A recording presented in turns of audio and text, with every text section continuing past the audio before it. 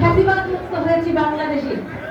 আমাদের লড়াই ছিল একটি গণতন্ত্রের লড়াই, যে লড়াই ছিল একটি সুষ্ঠু নির্বাচনের মাধ্যমে একটি গণতান্ত্রিক প্রক্রিয়া সরকার গঠনের।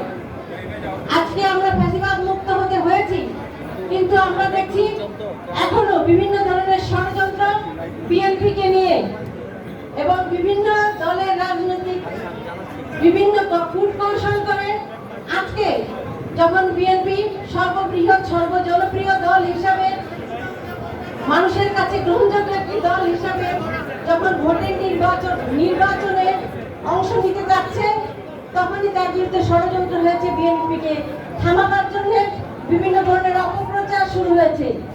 আমি শুধু বলতে চাই, এতদিন যারা লড়াই করেছেন আমাদের নেতা নেত্রীরা, যারা সামাজিক যোগাযোগ মাধ্যমে সক্রিয় আছেন, তারা আমাদের নিজেদের নেতা নেত্রীর বিরুদ্ধে অপপ্রচার না করে সেই সমস্ত ষড়যন্ত্রের উপযুক্ত জবাব দিবেন।